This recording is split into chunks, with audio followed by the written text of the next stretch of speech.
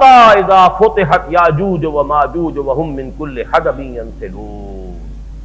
یہ یاجوج و ماجوج کا معاملہ بھی قرب قیامت کی علامات میں سے ایک ہے جو حضور صلی اللہ علیہ وسلم کی احادیث میں تفصیل سے آیا۔ اب دیکھیے یہاں نوٹ کیجئے، پورے قرآن میں یاجوج و ماجوج کا صرف 2 جگہ ذکر ہے، سورہ کہف میں ذکر ہے، سورہ انبیاء میں ذکر ہے۔ بہرحال یہ قرآن کی آیات ہے، قرآن کے الفاظ ہیں، کوئی شخص اس کا انکار نہیں کر سکتا، چاہے وہ کوئی شیخ ہو اور چاہے وہ کوئی سید ہو اور چاہے وہ کوئی مولانا جیراج پوری ہو اور چاہے وہ کوئی سر سید احمد خان ہو، آخر قرآن کو تو وہ بھی مانتے ہیں۔ یاجوج و ماجوج سے پھر مراد کیا ہے؟ کہیں قرآن میں تفصیل ہے؟ ایسے مقامات تو بالکل ایسے ہیں کہ جہاں پر آ کر ہمیں یہ تسلیم کرنا چاہیے کہ کوئی ہمارے پاس اس کے سوا چارہ نہیں ہے کہ حدیث کی طرف رجوع کرے۔ جہاں کوئی بات جو ہے قرآن مجید نے صرف اجمالاً بیان کی ہے، وہ جو قرآن میں خود پورے طریقے سے واضح نہیں ہو رہی ہے، اور قرآن مجید کے اندر یہ آیت موجود ہے، ہم نے اے نبی صلی اللہ علیہ وسلم آپ کی طرف یہ ذکر نازل کیا، نحن نزلنا الیک الذکر لتبین للناس ما نزل الیہم، تاکہ آپ واضح کریں لوگوں کے لیے جو کچھ ان کے لیے نازل کیا گیا ہے۔ یعنی گویا کہ کتاب کے ساتھ معلم کی حیثیت ہے محمد رسول اللہ صلی اللہ علیہ وسلم۔ کتاب کے مشکل مقامات کو آپ کو ایک استاد پڑھا رہا ہے، کتاب تو اسی جو بھی آپ متن پڑھ رہے ہیں اسی الف باتا سے لکھی ہوئی عبارت ہے، لیکن یہ کہ اس کے اندر مشکلات ہیں، مشکلات آتی ہیں تو استاد ان کو کھولتا ہے، واضح کرتا ہے، بیان کرتا ہے، بھئی یہ استعارہ ہے، یہ محاورہ ہے، اس کو لفظی معنی میں نہ لو، یہ تو ایک طرح کا ایک ضرب المثل ہے یا استعارہ ہے یا محاورہ ہے، یہ ساری باتیں استاد بتائے گا تو آپ سمجھیں گے۔ اسی طریقے سے لِتُبَيِّنَ لِلنَّاسِ مَا نُزِّلَ إِلَيْهِمْ، جو کچھ لوگوں کے لیے نازل کیا گیا ہے، اے نبی آپ کا فرض منصبی ہے کہ اسے بیان کریں۔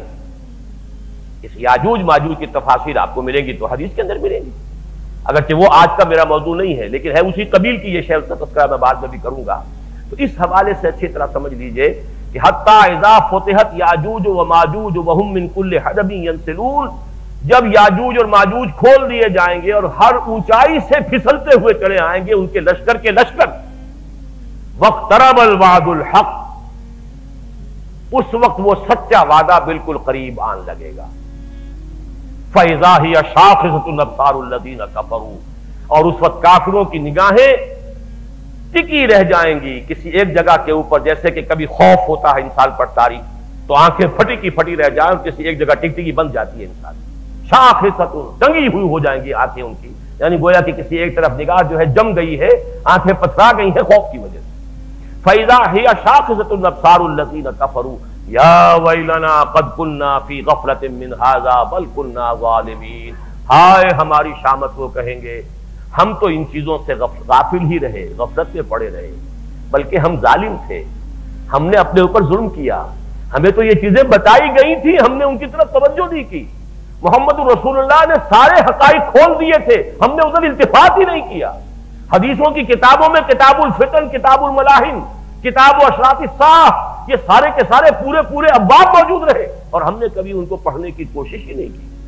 ہم نے اس کی طرف التفات ہی نہیں کیا۔ یا ویلنا قد کننا فی غفلۃ من ھذا بل کننا ظالمین، ہم نے اپنے اوپر خود ظلم ڈھایا ہے، اور یہ آج ہماری شامت ہوئی ہے کہ وہ سارے کے سارے حالات بالکل ہماری نگاہوں کے سامنے آ گئے۔